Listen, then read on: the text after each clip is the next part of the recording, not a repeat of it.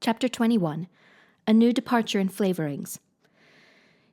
"Dear me, there is nothing but meetings and partings in this world, as Mrs. Lynde says," remarked Anne plaintively, putting her slate and books down on the kitchen table on the last day of June, and wiping her red eyes with a very damp handkerchief. "Wasn't it fortunate, Marilla, that I took an extra handkerchief to school today? I had a presentiment that it would be needed." "I never thought you were so fond of Mr. Phillips that you'd require 2 handkerchiefs to dry your tears just because he was going away," said Marilla. "I don't think I was crying because I was really so very fond of him," reflected Anne. "I just cried because all the others did. It was Ruby Gillis started it. Ruby Gillis has always declared she hated Mr. Phillips, but just as soon as he got up to make his farewell speech, she burst into tears. Then all the girls began to cry, one after the other. I tried to hold out, Marilla. I tried to remember the time Mr. Phillips made me sit with a boy, and the time he spelled my name without an E on the blackboard, and how he said I was the worst dunce he ever saw at geometry and laughed at my spelling, and all the times he had been so horrid and sarcastic. But somehow I couldn't, Marilla, and I just had to cry, too. Jane Andrews has talking for a month about how glad she'd be when Mr. Phillips went away, and she declared she'd never shed a tear. Well, she was worse than any of us and had to borrow a handkerchief from her brother. Of course, the boys didn't cry, because she hadn't brought one of her own, not expecting to need it. Oh, Marilla, it was heart-rending. Mr. Phillips made such a beautiful farewell speech beginning, 'The time has come for us to part.' It was very affecting, and he had tears in his eyes, too, Marilla. Oh, I felt dreadfully sorry and remorseful for all the times I talked in school and drawn pictures of him on my slate and made fun of him and Prissy. I could tell you I wish I'd been a model pupil like Minnie Andrews. She hadn't anything on her conscience. The girls cried all the way home from school. Carrie Sloane kept saying every few minutes, 'The time has come for us to part.' And that would start us off again whenever we were in any danger of cheering up. I do feel dreadfully sad, Marilla, but one can't feel quite in the depths of despair when 2 months' vacation before them, can they, Marilla? And besides, we met the new minister and his wife coming from the station. For all I was feeling so bad about Mr. Phillips going away, I couldn't help taking a little interest in a new minister, could I? His wife is very pretty. Not exactly regally lovely, of course. It wouldn't do, I suppose, for a minister to have a regally lovely wife, because it might set a bad example. Mrs. Lynde says the minister's wife over at Newbridge sets a very bad example because she dresses so fashionably. Our new minister's wife was dressed in blue muslin with lovely puffed sleeves and a hat trimmed with roses. Jane Andrews said she thought puff sleeves were too worldly for a minister's wife, but I didn't make any such uncharitable remark, Marilla, because I know what it is to long for puffed sleeves. Besides, she's only been a minister's wife for a little while, so one should make allowances, shouldn't they? They are going to board with Mrs. Lynde until the manse is ready. If Marilla, in going down to Mrs. Lynde's that evening, was actuated by any motive save her avowed one of returning the quilting frame she had borrowed the preceding winter, it was an amiable weakness shared by most of the Avonlea people. Many a thing Mrs. Lynde had lent, sometimes never expecting to see it again, came home that night in charge of the borrowers thereof. A new minister, and moreover a minister with a wife, was a lawful object of curiosity in a quiet little country settlement where sensations were few and far between. Old Mr. Bentley, the minister whom Anne had found lacking in imagination, had been pastor of Avonlea for 18 years. He was a widower when he came, and a widower he remained, despite the fact that gossip regularly married him to this, that, or the other one, every year of his sojourn. In the preceding February, he had resigned his charge and departed among the regrets of his people, most of whom had the affection born of long intercourse for their good old minister, in spite of his shortcomings as an orator. Since then, the Avonlea Church had enjoyed a variety of religious dissipation in listening to the many and various candidates and supplies who came Sunday after Sunday to preach on trial. These stood or fell by the judgment of the fathers and mothers in Israel. But a certain small, red-haired girl who sat meekly in the corner of the old Cuthbert pew also had her opinions about them, and discussed the same in full with Matthew, Marilla always declining from principle to criticize ministers in any shape or form. "I don't think Mr. Smith would have done, Matthew," was Aunt's final summing up. "Mrs. Lynde says his delivery was so poor, but I think his worst fault was just like Mr. Bentley's. He had no imagination. And Mr. Terry had too much. He let it run away with him, just as I did mine in the matter of the haunted wood. Besides, Mrs. Lynde says his theology wasn't sound. Mr. Gresham was a very good man and very religious man, but he told too many funny stories and made the people laugh in church. He was undignified, and you must have some dignity about a minister, mustn't you, Matthew? I thought Mr. Marshall was decided attractive, but Mrs. Lynde says he isn't married or even engaged because she made special inquiries about him. It says it would never do to have a young unmarried minister in Avonlea because he might marry in the congregation and that would make trouble. Mrs. Lynde is a very far-seeing woman, isn't she, Matthew? I'm very glad they've called Mr. Allen. I liked him because his sermon was interesting, and he prayed as if he meant it, and not just as if he did it because he was in the habit of it. Mrs. Lynde says he isn't perfect, but she says she supposes we couldn't expect a perfect minister for $750 a year. And anyhow, his theology is sound because she questioned him thoroughly on all the points of doctrine. And she knows his wife's people, and they are most respectable, and the women are all good housekeepers. Mrs. Lynde says that sound doctrine in the man and good housekeeping in the woman make an ideal combination for a minister's family. The new minister and his wife were a young, pleasant-faced couple, still in their honeymoon, and full of all good and beautiful enthusiasms for their chosen life work. Avonlea opened its heart to them from the start. Old and young liked the frank, cheerful young man with his high ideals, and the bright, gentle little lady who assumed the mistressship of the manse. With Mrs. Allen, Anne fell promptly and wholeheartedly in love. She had discovered another kindred spirit. "Mrs. Allen is perfectly lovely," she announced one Sunday afternoon. "She's taken our class and she's a splendid teacher. She said right away she didn't think it was fair for the teacher to ask all the questions. And you know, Marilla, that is exactly what I've always thought. She said we could ask her any question we liked, and I asked her ever so many. I'm good at asking questions, Marilla." "I believe you," was Marilla's emphatic comment. "Nobody else asked any except Ruby Gillis, and she asked if there was to be a Sunday school picnic this summer. I didn't think that was a very proper question to ask because it hadn't any connection with the lesson. The lesson was about Daniel and the lion's den, but Mrs. Allen just smiled and said she thought there would be. Mrs. Allen has a lovely smile. She has such exquisite dimples in her cheeks. I wish I had dimples in my cheeks, Marilla. I'm not half so skinny as I was when I came here, but I have no dimples yet. If I had, perhaps I could influence people for good. Mrs. Allen said we ought always to try to influence other people for good. She talked so nice about everything. I never knew before that religion was such a cheerful thing. I always thought it was kind of melancholy, but Mrs. Allen's isn't, and I'd like to be a Christian if I could be one like her. I wouldn't want to be one like Mr. Superintendent Bell." "It's very naught of you to speak so about Mr. Bell," said Marilla severely. "Mr. Bell is a real good man." "Oh, of course he's good," agreed Anne, "but he doesn't seem to get any comfort out of it. If I could be good, I'd dance and sing all day because I was glad of it. I suppose Mrs. Allen is too old to dance and sing, and of course it wouldn't be dignified in a minister's wife, but I could just feel she's glad she's a Christian, and that she'd be one even if she could get to heaven without it." "I suppose we must have Mr. and Mrs. Allen up to tea some day soon," said Marilla reflectively. "They've been most everywhere but here. Let me see. Next Wednesday would be a good time to have them, but don't say a word to Matthew about it, for if he knew they were coming, he'd find some excuse to be away that day. He'd got so used to Mr. Bentley he didn't mind him, but he's going to find it hard to get acquainted with the new minister, and a new minister's wife will frighten him to death." "I'll be as secret as the dead," assured Anne. "But oh, Marilla, will you let me make a cake for the occasion? I'd love to do something for Mrs. Allen, and you know I can make a pretty good cake by this time." "You can make a layer cake," promised Marilla. Monday and Tuesday great preparations went on at Green Gables. Having the minister and his wife to tea was a serious and important undertaking, and Marilla was determined not to be eclipsed by any of the Avonlea housekeepers. Anne was wild with excitement and delight. She talked it all over with Diana Tuesday night in the twilight, as they sat on the big red stones by the Dryad's Bubble and made rainbows in the water with little twigs dipped in fir balsam. "Everything is ready, Diana, except my cake, which I'm to make in the morning, and the baking powder biscuits, which Marilla will make just before tea time. I assure you, Diana, that Marilla and I have had a busy 2 days of it. It's such a responsibility having a minister's family to tea. I never went through such an experience before. You should just see our pantry. It's a sight to behold. We're going to have jelly chicken and cold tongue. We've to have 2 kinds of jelly, red and yellow, and whipped cream and lemon pie and cherry pie, and 3 kinds of cookies and fruit cake, and Marilla's famous yellow plum preserves that she keeps especially for ministers, and pound cake and layer cake and biscuits as aforesaid, and new bread and old both, in case the minister is dyspeptic and can't eat new. Mrs. Lynde says ministers mostly are dyspeptic, but I don't think Mr. Allen has been a minister long enough for it to have had bad effect on him. I just grow cold when I think of my layer cake. Oh, Diana, what if it shouldn't be good? I dreamed last night that I was chased all around by a fearful goblin with a big layer cake for a head."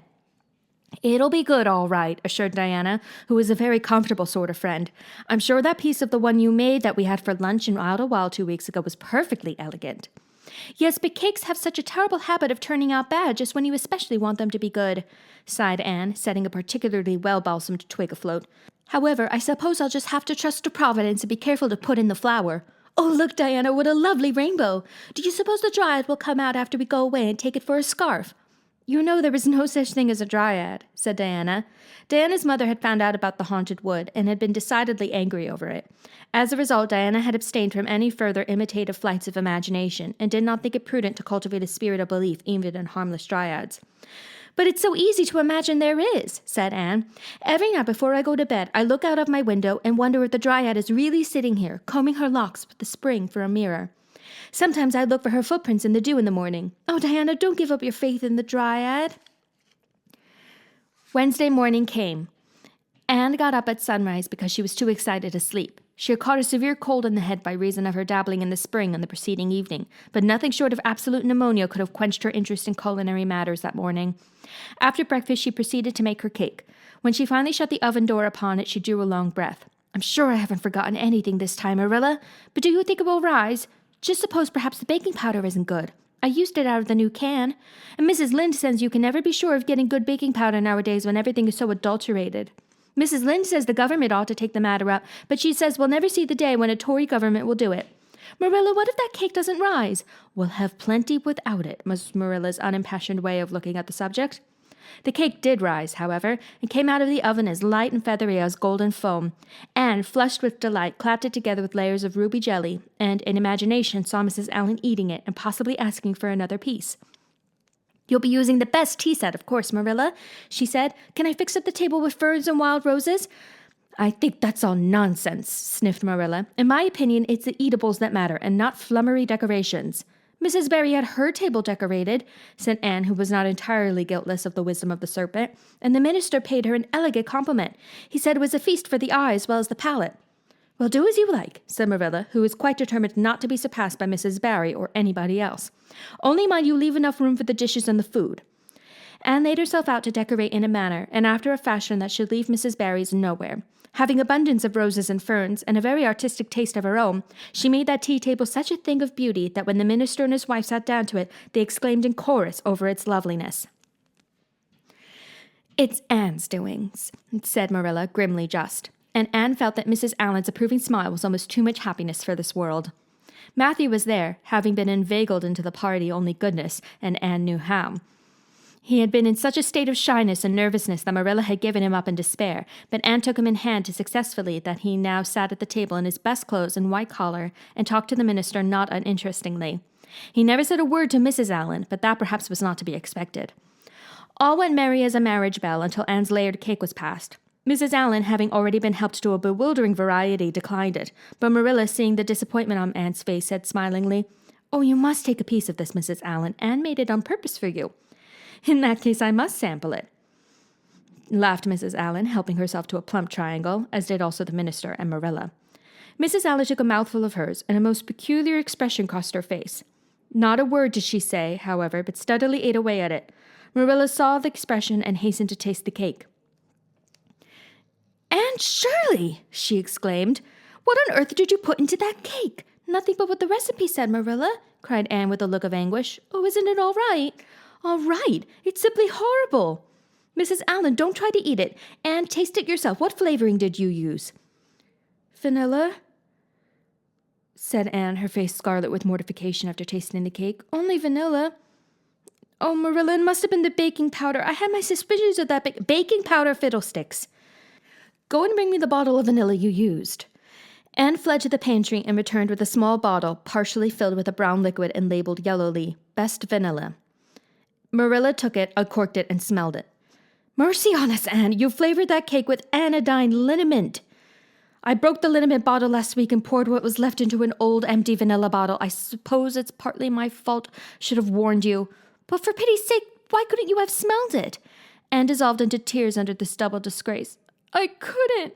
I had such a cold. And with this she fairly fled to the gable chamber, where she cast herself on the bed and wept as one who refuses to be comforted. Presently a light step sounded on the stairs, and somebody entered the room. Oh, Marilla, sobbed Anne without looking up. I'm disgraced forever. I shall never be able to live this down. It will get out. Things always do get out in Avonlea. Diana will ask me how my cake turned out, and I shall have to tell her the truth. I shall always be pointed at as the girl who flavored a cake with anodyne liniment. The boys in school will never get over laughing at it. Oh, Marilla, if you have a spark of Christian pity, don't tell me that I must go down and wash the dishes after this. I'll watch them when the minister and his wife are gone, but I cannot ever look Mrs. Allen in the face again. Perhaps she'll think I tried to poison her. Mrs. Lynde says she knows an orphan girl who tried to poison her benefactor. But the liniment isn't poisonous. It's meant to be taken internally, although not in cakes. Won't you tell Mrs. Allen so, Marilla? Suppose you jump up and tell her so yourself, said a merry voice. Anne flew up to find Mrs. Allen standing by her bed, surveying her with laughing eyes. My dear little girl, you mustn't cry like this, she said, genuinely disturbed by Anne's tragic face. Why, it's all just a funny mistake that anybody might make. Oh, no, it takes me to make such a mistake, said Anne forlornly. And I wanted to have that cake so nice for you, Mrs. Allen. Yes, I know, dear, and I assure you I appreciate your kindness and thoughtfulness just as much as if it had turned out all right. Now, you mustn't cry any more, but come down with me and show me your flower garden. Miss Cuthbert tells me you have a little plot all your own. I want to see it, for I'm very much interested in flowers. Anne permitted herself to be led down and comforted, reflecting that it was really providential that Mrs. Allen was a kindred spirit. Nothing more was said about the liniment cake, and when the guests went away, Anne found that she had enjoyed the evening more than could have been expected, considering that terrible incident. Nevertheless, she sighed deeply. Marilla, isn't it nice to think that tomorrow was a new day with no mistakes in it yet? I'll warrant you'll make plenty in it, said Marilla. I never saw your beat for making mistakes, Anne. Yes, and well I know it, admitted Anne mournfully. But have you ever noticed one encouraging thing about me, Marilla? I never make the same mistake twice. I don't know as that's much benefit when you're always making new ones. Oh, don't you see, Marilla? There must be a limit to the mistakes one person can make, and when I get to the end of them, then I'll be through with them. That's a very comforting thought. Well, you'd better go and give that cake to the pigs, said Marilla. It isn't fit for any human to eat, not even Jerry Boot. Chapter 22. Anne is invited out to tea. And what are your eyes popping out of your head about now? Asked Marilla when Anne had just come in from a run to the post office. Have you discovered another kindred spirit? Excitement hung around Anne like a garment, shone in her eyes, kindled in every feature. She had come dancing up the lane like a wind-blown sprite through the mellow sunshine and lazy shadows of the August evening. No, Marilla, but oh, what do you think? I'm invited to tea at the manse tomorrow afternoon. Mrs. Allen left the letter for me at the post office. Just look at it, Marilla. Miss Anne Shirley, Green Gables. That is the first time I was ever called Miss. Such a thrill as it gave me. I shall cherish it forever among my choicest treasures. Mrs. Allen told me she meant to have all the members of her Sunday school class to tea in turn, said Marilla, regarding the wonderful event very coolly. You needn't get in such a fever over it. Do learn to take things calmly, child. For Anne to take things calmly would have been to change her nature. All spirit and fire and dew as she was, the pleasures and pains of life came to her with trebled intensity. Marilla felt this and was vaguely troubled over it, realizing that the ups and downs of existence would probably bear hardly on this impulsive soul, and not sufficiently understanding that the equally great capacity for delight might more than compensate. Therefore, Marilla conceived it to be her duty to drill Anne into a tranquil uniformity of disposition, as impossible and alien to her as to a dancing sunbeam in one of the brook's shallows. She did not make much headway, as she sorrowfully admitted to herself. The downfall of some dear hope or plan plunged Anne into deeps of affliction. The fulfillment thereof exalted her to dizzy realms of delight. Marilla had almost begun to despair of ever fashioning this waif of the world into her model little girl of demure manners and prim deportment.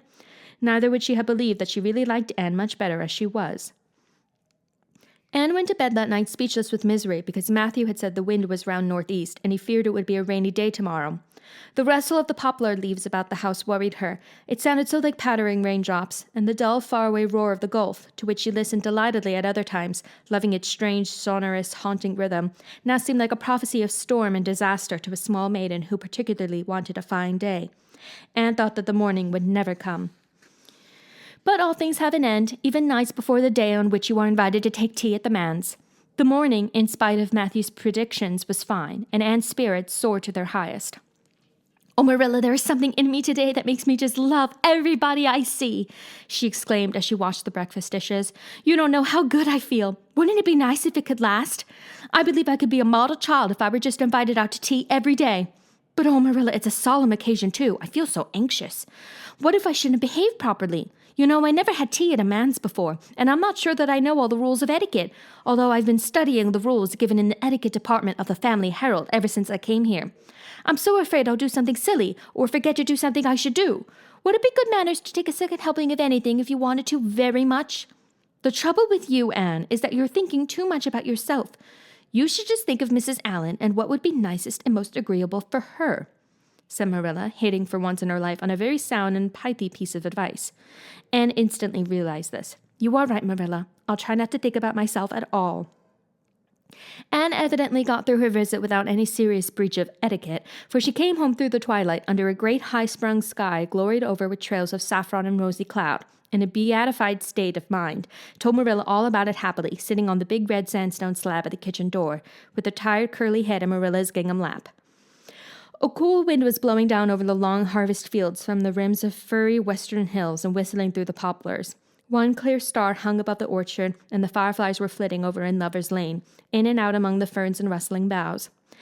Anne watched them as she talked, and somehow felt that wind and stars and fireflies were all tangled up together into something unutterably sweet and enchanting. Oh, Marilla, I've had a most fascinating time. I feel that I have not lived in vain, and I shall always feel like that, even if I should never be invited to tea at a man's again. When I got there, Mrs. Allen met me at the door. She was dressed in the sweetest dress of pale pink organdy, with dozens of frills and elbow sleeves, and she looked just like a seraph.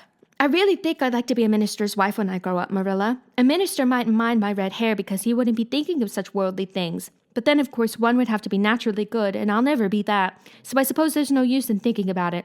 Some people are naturally good, you know, and others are not. I'm one of the others. Mrs. Lynde says I'm full of original sin. No matter how hard I try to be good, I can never make such a success of it as those who are naturally good. It's a good deal like geometry, I expect. But don't you think the trying so hard ought to count for something? Mrs. Allen is one of the naturally good people. I love her passionately.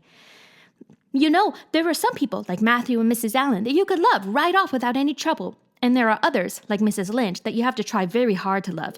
You know you ought to love them because they know so much and are such active workers in the church, but you have to keep reminding yourself of it all the time or else you forget. There was another little girl at the manse to tea, from the White Sands Sunday School. Her name was Loretta Bradley, and she was a very nice little girl. Not exactly a kindred spirit, you know, but still very nice. We had an elegant tea, and I think I kept all the rules of etiquette pretty well. After tea, Mrs. Allen played and sang, and she got Loretta and me to sing too. Mrs. Allen says I have a good voice, and she says I must sing in the Sunday school choir after this. You can't think how I was thrilled at the mere thought. I've longed so to sing in the Sunday school choir, as Diana does, but I feared it was an honor I could never aspire to. Loretta had to go home early because there was a big concert in the White Sands Hotel tonight, and her sister was to recite at it. Loretta says that the Americans at the hotel give a concert every fortnight in aid of the Charlottetown Hospital, and they ask lots of the White Sands people to recite. Loretta says she expected to be asked herself someday. I just gazed at her in awe. After she had gone, Mrs. Allen and I had a heart-to-heart talk. I told her everything about Mrs. Thomas and the twins, and Katie Maurice and Violetta, and coming to Green Gables, and my troubles over geometry. And would you believe it, Marilla? Mrs. Allen told me she was a dunce at geometry, too. You don't know how that encouraged me. Mrs. Lynde came to the manse just before I left, and what do you think, Marilla? The trustees have hired a new teacher, and it's a lady. Her name is Miss Muriel Stacy. Isn't that a romantic name? Mrs. Lynde says they've never had a female teacher in Avonlea before. She thinks it is a dangerous innovation. But I think it will be splendid to have a lady teacher, and I really don't see how I'm going to live through the 2 weeks before school begins. I'm so impatient to see her. Chapter 23. Anne comes to grief in an affair of honor. Anne had to live through more than 2 weeks as it happened. Almost a month having elapsed since the liniment cake episode, it was high time for her to get into fresh trouble of some sort. Little mistakes, such as absent-mindedly emptying a pan of skim milk into a basket of yarn balls in the pantry instead of into the pig's bucket, and walking clean over the edge of the log bridge into the brook while wrapped in imaginative reverie, not really being worth counting. A week after the tea at the manse, Diana Barry gave a party. Small and select, Anne assured Marilla, just the girls in our class. They had a very good time, and nothing untoward happened until after tea, when they found themselves in the Barry garden, a little tired of all their games and ripe for an enticing form of mischief which might present itself. This presently took the form of daring. Daring was the fashionable amusement among the Avonlea small fry just then. It had begun among the boys, but soon spread to the girls, and all the silly things that were done in Avonlea that summer because the doers thereof were dared to do them would fill a book by themselves. First of all, Carrie Sloane dared Ruby Gillis to climb to a certain point in the huge old willow tree before the front door, which Ruby Gillis, albeit in mortal dread of the fat green caterpillars with which said tree was infested, and with the fear of her mother before her eyes if she should tear her new muslin dress, nimbly did, to the discomfiture of the aforesaid Carrie Sloane. Then Rosie Pye dared Jane Andrews to hop on her left leg around the garden without stopping once or putting her right foot to the ground, which Jane Andrews gamely tried to do, but gave out at the third corner and had to confess herself defeated. Josie's triumph being rather more pronounced than good taste permitted, Anne Shirley dared her to walk along the top of the board fence, which bounded the garden to the east. Now, to walk board fences requires more skill and steadiness of head and heel than one might suppose, who has never tried it. But Josie Pye, if deficient in some qualities that make for popularity, had at least a natural and inborn gift, duly cultivated, for walking board fences. Josie walked the Barry fence with an airy unconcern, which seemed to imply that a little thing like that wasn't worth a dare. Reluctant admiration greeted her exploit, for most of the other girls could appreciate it, having suffered many things themselves in their efforts to walk fences. Josie descended from her perch, flushed with victory, and darted a defiant glance at Anne. Anne tossed her red braids. "I don't think it's such a very wonderful thing to walk a little low-board fence," she said. "I knew a girl in Marysville who could walk the ridgepole of a roof." "I don't believe it," said Josie flatly. "I don't believe anybody could walk a ridgepole. You couldn't anyhow." "Couldn't I?" cried Anne rashly. "Then I dare you to do it," said Josie defiantly. "I dare you to climb up there and walk the ridgepole of Mr. Barry's kitchen roof." Anne turned pale, but there was clearly only one thing to be done. She walked towards the house, where a ladder was leaning against the kitchen roof. All the fifth-class girls said, "Oh," partly in excitement, partly in dismay. "Don't you do it, Anne," entreated Diana. "You'll fall off and be killed." "Never mind, Josie Pye. It isn't fair to dare anybody to do anything so dangerous." "I must do it. My honor is at stake," said Anne solemnly. "I shall walk that ridgepole, Diana, or perish in the attempt. If I'm killed, you are to have my pearl bead ring." Anne climbed the ladder amid breathless silence, gained the ridgepole, balanced herself uprightly on the precarious footing, started to walk along it, dizzily conscious that she was uncomfortably high up in the world, and that walking ridgepoles was not a thing in which your imagination helped you out much. Nevertheless, she managed to take several steps before the catastrophe came. Then she swayed, lost her balance, stumbled, staggered, and fell, sliding down over the sun-baked roof and crashing off it through the tangle of Virginia creeper beneath, all before the dismayed circle below could give a simultaneous terrified shriek. If Anne had tumbled off the roof on the side up which she ascended, Diana would probably have fallen heir to the pearl bead ring then and there. Fortunately, she fell on the other side, where the roof extended down over the porch so nearly to the ground that a fall therefrom was a much less serious thing. Nevertheless, when Diana and the other girls had rushed frantically around the house, except Ruby Gillis, who remained as if rooted to the ground and went into hysterics, they found Anne lying all white and limp among the wreck and ruin of the Virginia creeper. "Anne, are you killed?" shrieked Diana, throwing herself on her knees beside her friend. "Oh, Anne, dear Anne, speak just one word to me and tell me if you're killed." To the immense relief of all the girls, and especially of Josie Pye, who, in spite of lack of imagination, had been seized with horrible visions of a future branded as the girl who was the cause of Anne Shirley's early and tragic death, Anne sat dizzily up and answered uncertainly, "No, Diana, I am not killed, but I think I am rendered unconscious." "Where?" sobbed Carrie Sloane. "Oh, where, Anne?" Before Anne could answer, Mrs. Barry appeared on the scene. At the sight of her, Anne tried to scramble to her feet, but sank back again with a sharp little cry of pain. "What's the matter? Where have you hurt yourself?" demanded Mrs. Barry. "My ankle," gasped Anne. "Oh, Diana, please find your father and ask him to take me home. I know I can never walk there, and I'm sure I couldn't hop so far on one foot when Jane couldn't even hop around the garden." Marilla was out in the orchard picking a panful of summer apples when she saw Mr. Barry coming over the log bridge and up the slope, with Mrs. Barry beside him and a whole procession of little girls trailing after him. In his arms he carried Anne, whose head lay limply against his shoulder. At that moment, Marilla had a revelation. In the sudden stab of fear that pierced to her very heart, she realized what Anne had come to mean to her. She would have admitted that she liked Anne, nay, that she was very fond of Anne. But now she knew as she hurried wildly down the slope that Anne was dearer to her than anything on earth. "Mr. Barry, what has happened to her?" she gasped, more white and shaken than the self-contained, sensible Marilla had been for many years. Anne herself answered, lifting her head. "Don't be very frightened, Marilla. I was walking the ridgepole and I fell off. I expect I have sprained my ankle. But, Marilla, I might have broken my neck. Let us look on the bright side of things."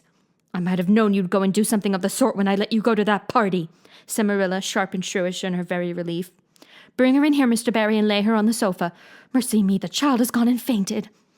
It was quite true. Overcome by the pain of her injury, Anne had one more of her wishes granted to her. She had fainted dead away. Matthew, hastily summoned from the harvest field, was straightway dispatched for the doctor, who in due time came to discover that the injury was more serious than they had supposed. Anne's ankle was broken. That night, when Marilla went up to the east gable, where a white-faced girl was lying, a plaintive voice greeted her from the bed. "Aren't you very sorry for me, Marilla?" "It was your own fault," said Marilla, twitching down the blind and lighting a lamp. "That is just why you should be sorry for me," said Anne, "because the thought that it is all my own fault is what makes it so hard. If I could blame it on anybody, I would feel so much better. But what would you have done, Marilla, if you had been dared to walk a ridgepole? I'd have stayed on good firm ground and let them dare away. Such absurdity," said Marilla. Anne sighed. "But you have such strength of mind, Marilla. I haven't. I just felt that I couldn't bear Josie Pye's scorn. She would have crowed over me all my life. And I think I have been punished so much that you needn't be very cross with me, Marilla. It's not a bit nice to faint after all. And the doctor hurt me dreadfully when he was setting my ankle. I won't be able to go around for 6 or 7 weeks, and I'll miss the new lady teacher. She won't be new anymore by the time I'm able to go to school, and everybody will get ahead of me in class. Oh, I am an afflicted mortal, but I'll try to bear it all bravely if only you won't be cross with me, Marilla." There, I'm not cross," said Marilla. "You're an unlucky child, there's no doubt about that. But as you say, you'll have the suffering of it. Here, now, try and eat some supper." "Isn't it fortunate I've got such an imagination?" said Anne. "It will help me through splendidly, I expect. What do people who haven't any imagination do when they break their bones, do you suppose, Marilla?" Anne had good reason to bless her imagination many a time, and oft during the tedious 7 weeks that followed, but she was not solely dependent on it. She had many visitors, and not a day passed without one or more of the schoolgirls dropping in to bring her flowers and books, tell her all the happenings in the juvenile world of Avonlea. "Everybody has been so good and kind, Marilla," sighed Anne happily, on the day when she could first limp across the floor. "It isn't very pleasant to be laid up, but there is a bright side to it, Marilla. You find out how many friends you have. Why, even Superintendent Bell came to see me, and he's really a very fine man. Not a kindred spirit, of course, but still I like him, and I'm awfully sorry I ever criticized his prayers. I believe now he really does mean them, only he has got into the habit of saying them as if he didn't. He could get over that if he'd take a little trouble. I gave him a good broad hint. I told him how hard I tried to make my own little private prayers interesting. He told me all about the time he broke his ankle when he was a boy. It does seem so strange to think of Superintendent Bell ever being a boy. Even my imagination has its limits, for I can't imagine that. When I try to imagine him as a boy, I see him with gray whiskers and spectacles, just as he looks in Sunday school, only small. Now, it's easy to imagine Mrs. Allen as a little girl. Mrs. Allen has been to see me 14 times. Isn't that something to be proud of, Marilla? When a minister's wife has so many claims on her time? She's such a cheerful person to have visit you, too. She never tells you it's your own fault. She hopes you'll be a better girl on account of it.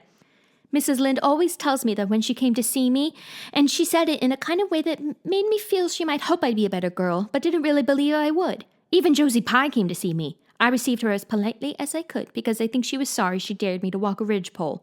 If I had been killed, she would have had to carry a dark burden of remorse all her life. Diana has been a faithful friend. She's been over every day to cheer my lonely pillow. But oh, I shall be so glad when I can go to school, for I've heard such exciting things about the new teacher. The girls all think she is perfectly sweet. Diana says she has the loveliest fair curly hair and such fascinating eyes. She dresses beautifully, and her sleeve puffs are bigger than anybody else's in Avonlea. Every other Friday afternoon she has recitations, and everybody has to say a piece or take part in a dialogue. Oh, it's just glorious to think of it. Josie Pye says she hates it, but that is just because Josie has so little imagination. Diana and Ruby Gillis and Jane Andrews are preparing a dialogue called A Morning Visit for next Friday, and the Friday afternoons they don't have recitations. Miss Stacy takes them all to the woods for a field day, and they study ferns and flowers and birds, and they have physical culture exercises every morning and evening. Mrs. Lynde says she never heard of such goings-on, and it all comes of having a lady teacher. But I think it must be splendid, and I believe I shall find that Miss Stacy is a kindred spirit. "There's one thing plain to be seen, Anne," said Marilla, "and that is that your fall off the Barry roof hasn't injured your tongue at all."